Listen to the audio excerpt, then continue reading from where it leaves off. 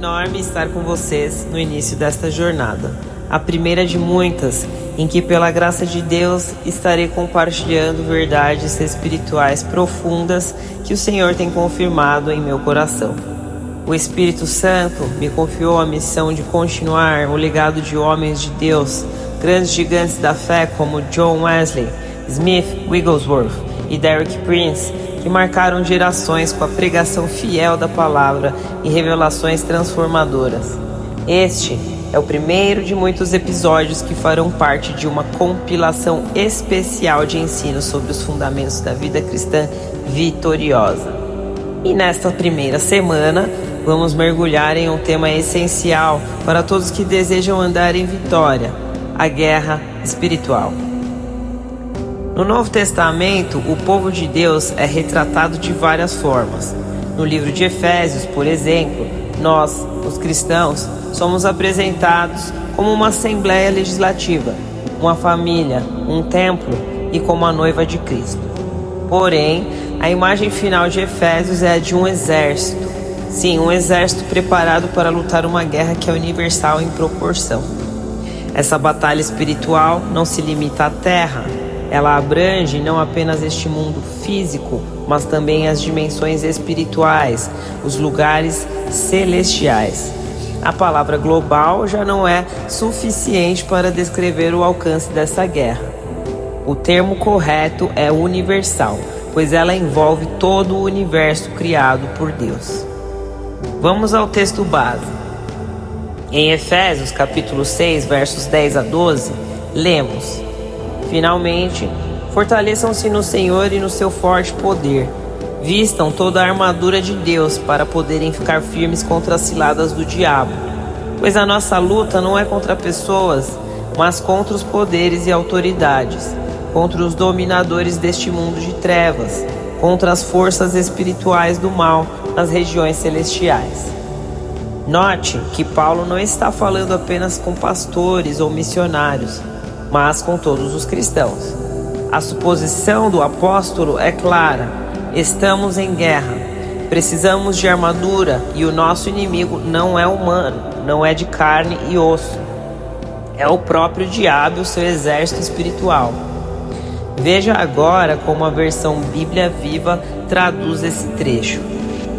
Pois não estamos lutando contra pessoas feitas de carne e sangue, mas contra pessoas sem corpos, os governantes malignos do mundo invisível, os poderosos seres satânicos e os grandes príncipes do mal que governam esse mundo, e contra um vasto número de espíritos perversos no mundo espiritual.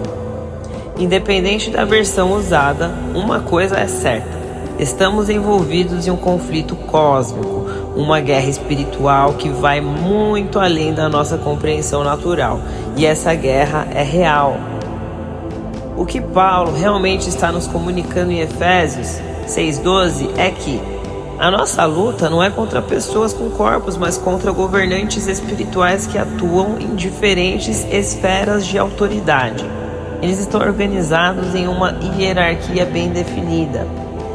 Sim, contra forças que dominam este mundo em treva nós lutamos, e contra espíritos malignos que operam nas regiões celestiais.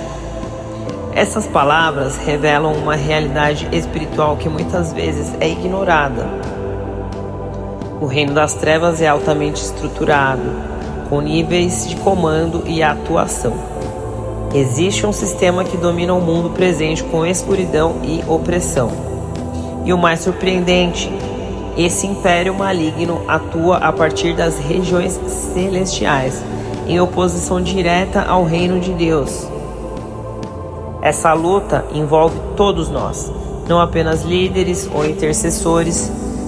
Infelizmente, alguns cristãos leem Efésios como se dissesse: não estamos em luta, não lutamos. E aí vivem como se tudo fosse apenas cantar no culto e seguir com a vida. Mas Paulo diz: nós lutamos sim, só que não contra carne e sangue. A palavra usada ali sugere um combate corpo a corpo, um conflito intenso que exige tudo de nós: nossa atenção, preparo, firmeza e resistência. Sim, Satanás tem um reino organizado. O fato dele liderar um reino tão organizado surpreende alguns. Mas Jesus mesmo deixou isso claro. Veja o que ele disse em Mateus, no capítulo 12, versos 22 a 28. Depois de expulsar um demônio de um homem cego e mudo, os fariseus disseram que ele o fazia pelo poder de Beelzebu. Mas Jesus respondeu: todo reino dividido contra si mesmo será arruinado. Se Satanás expulsa Satanás, ele está dividido contra si mesmo. Como então o seu reino subsistirá? Jesus está reconhecendo 3 pontos aqui. Satanás tem um reino real. Esse reino não está dividido, mas é bem organizado. E ele está de pé, operando no mundo espiritual e natural. Jesus continuou: mas se é pelo Espírito de Deus que eu expulso demônios, então é chegado a vocês o reino de Deus. Aqui existe um ponto-chave muito poderoso. O ministério de expulsar demônios revela 2 reinos em confronto e prova a superioridade do reino de Deus, porque os demônios obedecem à autoridade de Jesus. Esse conflito entre 2 reinos, o reino de Deus, nosso Pai, e o reino das trevas, também é explicado por Paulo em Colossenses, capítulo 1, versos 2 a 14. Dando graças ao Pai, que nos tornou dignos de participar da herança dos santos no reino da luz. Pois ele nos resgatou do domínio das trevas e nos transportou para o reino de seu Filho amado, em que temos a redenção, a saber, o perdão de nossos pecados.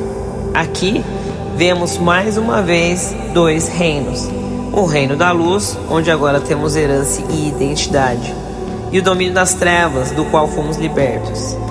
A palavra grega traduzida como domínio é exousia, que significa autoridade legítima.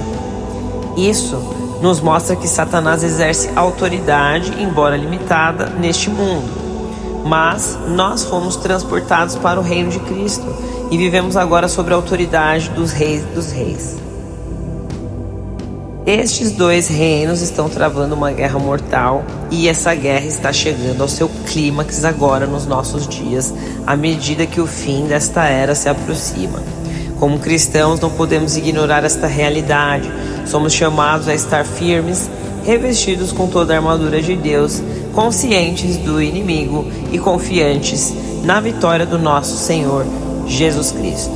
A vitória já é nossa. Em Cristo somos mais que vencedores, pois Ele já venceu o inimigo na cruz.